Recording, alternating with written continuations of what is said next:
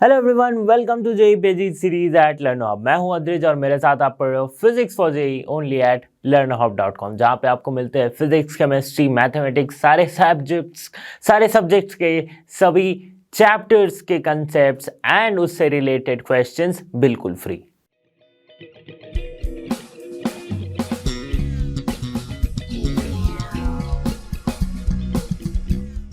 Students, इस video में हम कवर करने वाले हैं काइनेटिक थ्योरी ऑफ चैप्टर के प्रीवियस ईयर में पूछे गए कुछ इंपॉर्टेंट क्वेश्चंस। आई होप इन टाइप के क्वेश्चंस को करने के बाद आपको एक आइडिया लग जाएगा कि काइनेटिक थ्योरी जो चैप्टर है, काइनेटिक थ्योरी ऑफ गैसेस जो चैप्टर है, इस चैप्टर से मेनली किस टाइप के क्वेश्चन पूछे जाते हैं। मैंने सारे पीवाईक्यूज नहीं लिए, बट मैंने सारे टाइप्स के पीवाईक्यू लिए हैं। तो यहाँ पे हर एक टाइप का क्वेश्चन है जो कि इतने सालों में जेई में पूछा गया है, और इसी टाइप के, इसी पैटर्न के क्वेश्चंस आगे भी रिपीट होते जाएंगे और पहले से रिपीटेड होते हुए आ रहे। तो चलिए शुरू करते हैं इस वीडियो को।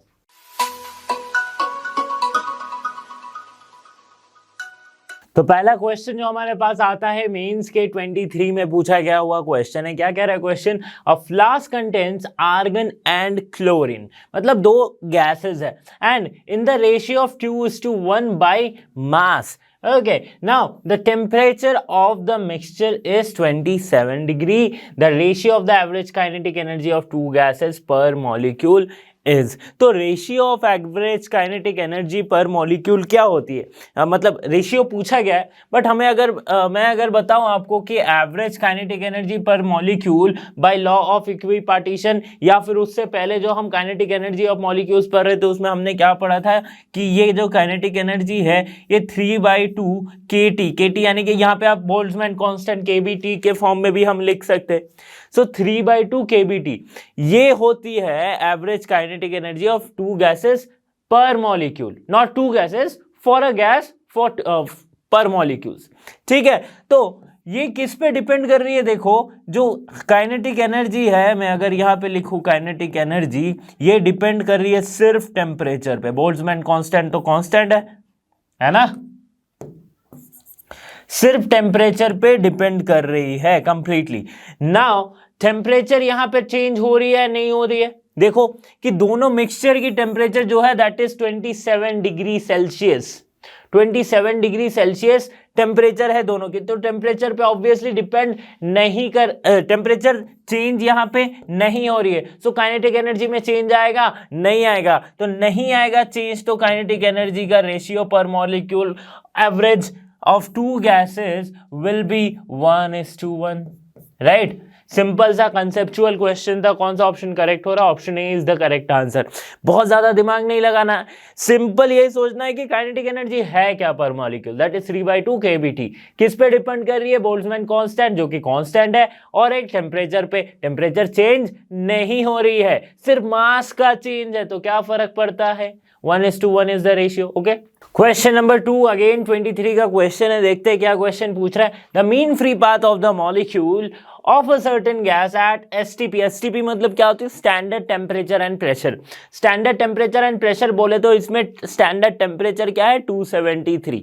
Okay, 273 kelvin is 1500 D. मतलब 1500 डी क्या है? ये मीन फ्री पाथ दी गई है स्टैंडर्ड टेम्परेचर प्रेशर में, दैट इज 1500 डी किसी एक गैस की। ओके, चलो यहां तक समझ में आ गया। Where D is a diameter of the gas molecule, okay, which maintaining the standard pressure, the mean free path of the molecules at 373 Kelvin is approximately। मतलब अब क्या कहा जा रहा है कि एक और while मीन फ्री पाथ को अब स्टैंडर्ड प्रेशर पे मेंटेन किया गया है, मतलब टेम्परेचर को अब इंक्रीज किया लेकिन प्रेशर को कांस्टेंट रखा गया है। तो प्रेशर को कांस्टेंट रख के टेम्परेचर को कितना इंक्रीज किया? 373 केल्विन पे ले आया। अब उसकी मीन पाथ क्या होगी ये पूछा। तो मीन पाथ होती क्या है? Lambda equals to 1/√2 n pi D square. यही तो हम जानते हैं, यही तो हम जानते हैं मीन फ्री पाथ को। ओके, अब देखो लैम्डा को हम किस तरह से लिख सकते हैं। यहां पे क्या आ गया? 1/√2 n को अब पीवी इक्वल्स टू हम जानते हैं क्या होती है? nRT।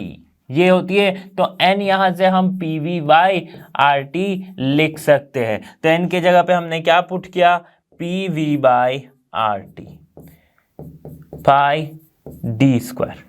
अब देखो क्या हो रहा है, लैम्डा इक्वल्स टू हमारे पास जो इक्वेशन आ रही है that is RT by √2 PV pi D square, ये हमारे पास आ रही है। ओके अब देखो टेम्परेचर पे कैसे डिपेंड हो रहा है, यहां से हमें पता चला क्या कि lambda is directly proportional to temperature, absolute temperature. Okay so lambda 1 by lambda 2 equals to T1 by T2।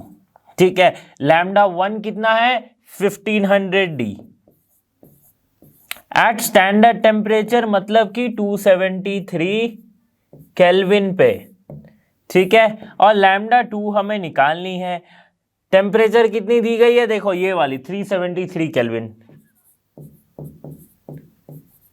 ठीक है, अब सॉल्व करके देखेंगे, सॉरी 373 केल्विन। सो यहां से अगर मैं सॉल्व करके देखूं लैम्डा 2, तो वो कितनी वैल्यू आएगी, दैट इज 373 इंटू 1500 बाय 273। ठीक है, इसको सॉल्व करोगे, अच्छा यहाँ डी है, ठीक है, डी नहीं छोड़ना है क्योंकि डी के टर्म्स में ही ऑप्शंस दिए गए हैं। सो लैम्डा 2 की जो वैल्यू आएगी मीन फ्री पाथ की, वो अगर इसको कैलकुलेट करके देखोगे तो आपके पास आएगी 2049 D. So option B is the correct answer.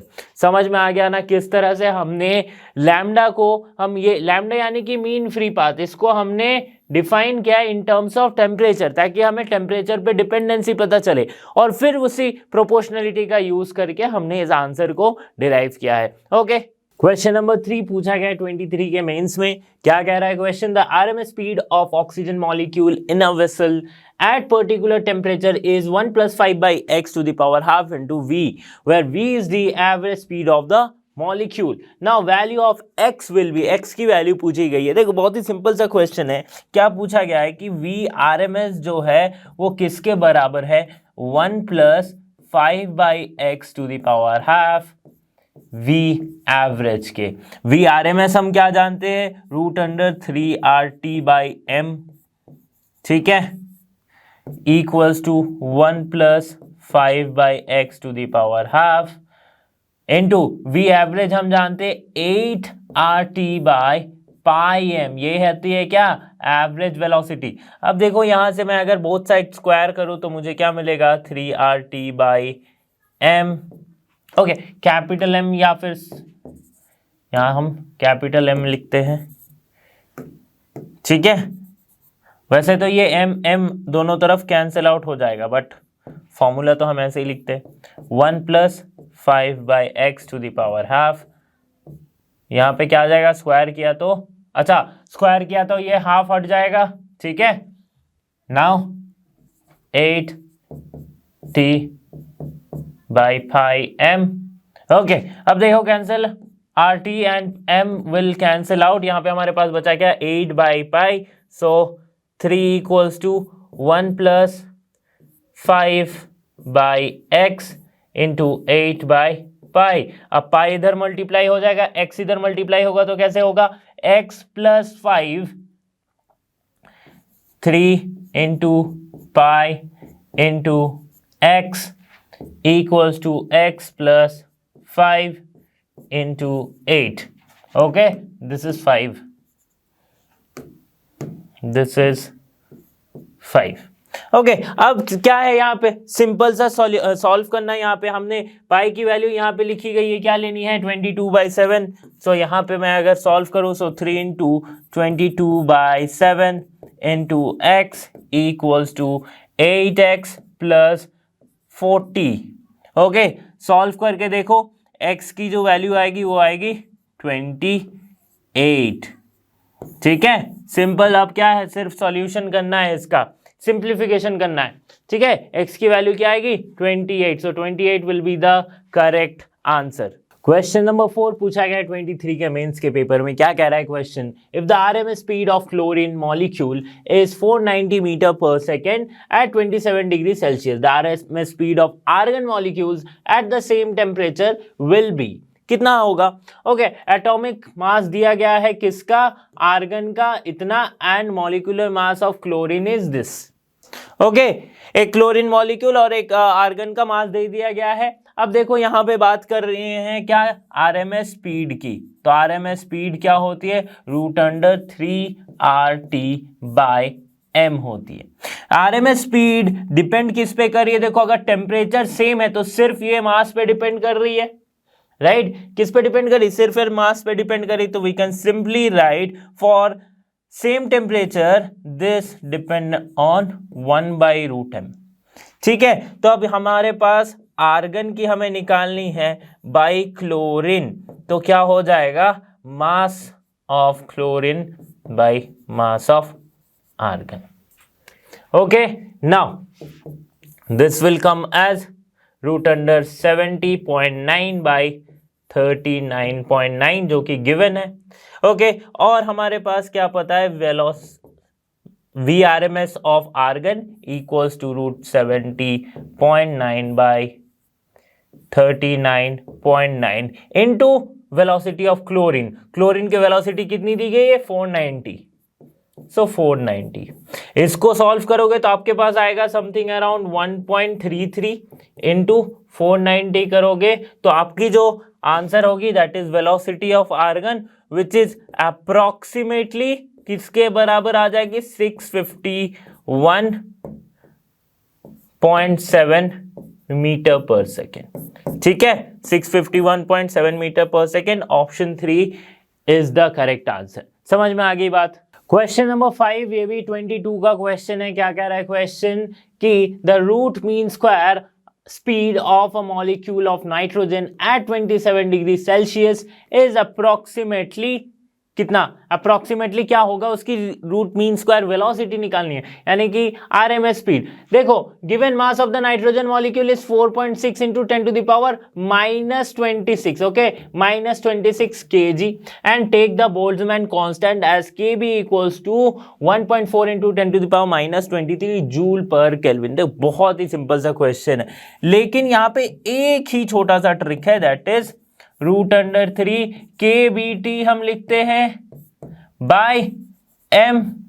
Okay, RMS speed. अब देखो, 3 इंटू बोल्ट्जमैन कांस्टेंट की वैल्यू दी गई है कितनी? 1.4 into 10⁻23।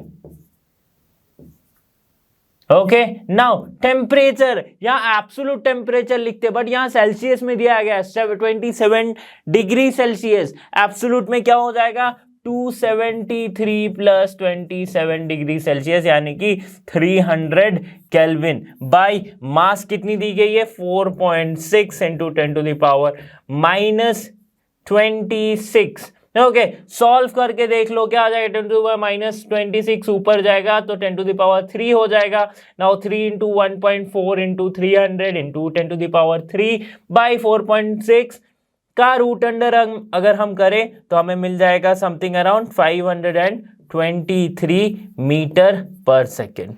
Okay, option 1 will be the correct answer. Okay, question number 6, 21 का क्वेश्चन है। क्या कह रहा है question? What will be the effect of root mean square velocity of oxygen molecules if the temperature is doubled and the oxygen molecule dissociates into atomic oxygen. देखो, ये 4 option में से कौन सा करेक्ट हो रहा है? क्या है 4 ऑप्शन? एक बार देख लेते हैं कि किस टाइप में हमें सोचना है। The velocity of atomic oxygen remain same, the velocity of atomic oxygen doubles, और बिकम्स हाफ, और बिकम्स 4। देखते पूछा क्या गया कि पहले ऑक्सीजन मॉलिक्यूल था, ऑक्सीजन मॉलिक्यूल यानी कि O2 है, तब उसकी आरएमएस स्पीड जो थी, ठीक है, वो कुछ एक थी, ठीक है, आरएमएस स्पीड कुछ थी। अब फिर क्या किया? ऑक्सीजन मॉलिक्यूल को डिसोसिएट किया सिर्फ ऑक्सीजन एटॉम्स में। अब इस एक एटॉम की आरएमएस स्पीड जो है वो क्या होगी? Velocity of this atomic oxygen की आरएमएस वेलोसिटी हमसे पूछी गई है। ओके, अब देखो, लेकिन यहां पे हो क्या रहा है कि if the temperature is doubled, temperature को डबल कर दिया जा रहा है, T से कितना हो जा रहा है? 2T। ठीक है। अच्छा, अगर ऑक्सीजन मॉलिक्यूल की मास कुछ है अगर m, तो एक एक ऑक्सीजन की मास कितनी होगी m/2, तो मास भी क्या हो गया, हाफ हो गया, m/2 हो गया। ठीक है। अब देखो ऑक्सीजन मॉलिक्यूल, मैं यहां पे O मॉलिक्यूल लिखता हूं, ठीक है। ये कितनी है, रूट अंडर, ये किस पे डिपेंड करिए, देखो टेम्परेचर और मास पे इस तरह से डिपेंडेंट है, ठीक है। और एटॉमिक के केस में भी इस तरह से डिपेंडेंट होगा, तो डिपेंड एटॉमिक बाय मॉलिक्यूल अगर मैं करूं तो मुझे क्या मिलेगा, root under T/m atomic T/m molecule, ठीक है। तो यहां से हम देख सकते हैं टेम्परेचर जो है उसको क्या कर दिया गया, एटॉमिक के केस में डबल कर दिया गया, तो सिंपली हम यहां पे क्या लिखेंगे, 2T बाय मास क्या हो गई, हाफ हो गई, m/2 यानी कि ऊपर 2, यहां से 4T/m, ओके, बाय ये कितना आ जा रहा है यहां पे V मॉलिक्यूल, ये तो जैसा का तैसा T/m ही है, ठीक है। तो ये यहां पे हम कैसे देखेंगे, आप देखो 4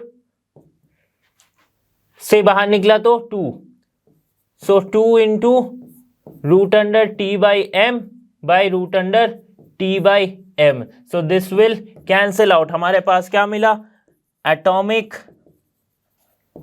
equals to 2 into V of molecule, ठीक है। मतलब एटॉमिक वेलोसिटी जो होगी, atomic velocity RMS speed of the oxygen atomic, ये क्या होगी, डबल हो जाएगी। So option atomic oxygen, option B will be the correct answer. Proportionality से सॉल्व किया, कुछ भी नहीं है इसमें, ओके। क्वेश्चन नंबर 7, 21 का क्वेश्चन है, बहुत इंपॉर्टेंट क्वेश्चन है। For a perfect gas of two pressures P1 and P2, two pressures P1 and P2 are shown in the figure. The graph shows that P2 is greater than P1, P1 is greater than P2 और P1 equals to P2। तो क्या होगा यहाँ पे, P2 बड़ा होगा या P1 बड़ा होगा, यहाँ हमसे पूछा जा रहा है। और यहाँ पे एक वॉल्यूम और टेम्परेचर का कर्व दिया गया है। देखो बहुत ही सिंपल, एक तो हम बिना इसको देखे भी हम सॉल्व कर सकते हैं, बट फिर भी मैं बता देता हूं कि अगर कोई कंफ्यूजन होती है तो उसके लिए मैं बता देता हूं। देखो P1 क्या है, एक स्ट्रेट लाइन है, P2 भी एक स्ट्रेट लाइन है, दोनों की एक स्लोप होगी। तो स्लोप को निकालूंगा तो मुझे पता चल जाएगा कि ग्राफ का नेचर कैसा है, ग्राफ कौन सा ज्यादा स्टीप्ड है, कौन सा ज्यादा स्टीप नहीं है, ओके। तो इसकी ग्राफ की स्लोप क्या होगी, V/T। सो हम क्या जानते हैं, देखो PV इक्वल्स टू nRT, ये हम जानते हैं। तो अगर मैं V/T की वैल्यू लिखूं तो क्या आ जाएगा, P, और ये V/T क्या है, यही तो स्लोप होगा इस ग्राफ का, ठीक है। अब हमें यहां से क्या पता चल रहा है कि V/T इक्वल्स टू nR/P1 एक है, और एक क्या है, nR/P2 एक है, ठीक है। सिंपल सी बात करते हैं, देखो इतना ज्यादा डिटेलिंग में नहीं जाते हैं। ये इसकी स्लोप क्या है, P1, ये जो छोटी वाली ग्राफ है इसकी स्लोप क्या है, nR/P1, ठीक है। और इसकी स्लोप क्या है, nR/P2। किसकी स्लोप ज्यादा है, कौन सा ज्यादा ऊपर है, ये दिखने में ऊपर लग रहा है, सो nR/P2, ठीक है। अब देखो nR/P2 ये जो स्लोप है ये ज्यादा है इससे, तो इससे हमें क्या पता चल रहा है क्लियरली कि P2 is less than P1। Inequality से हमने सॉल्व किया है, P2 is less than P1। तो ऑब्वियसली प्रेशर कौन सा ज्यादा है, P1 प्रेशर ज्यादा है, P2 is less than P1।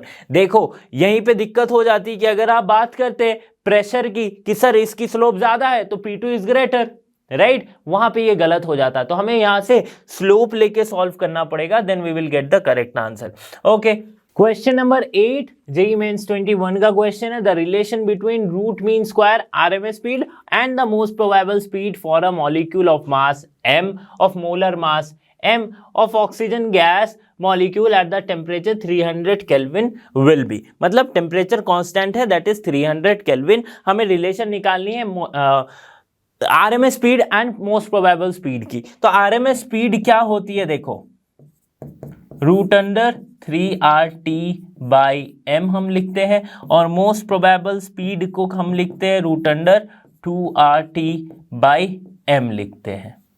Okay अब देखो यहां से अगर मैं ये देखो टेम्परेचर कांस्टेंट है, ठीक है। अब मैं इन दोनों के रिलेशन निकालने के लिए मैं बस दोनों का रेशियो एक बार निकाल लेता हूं।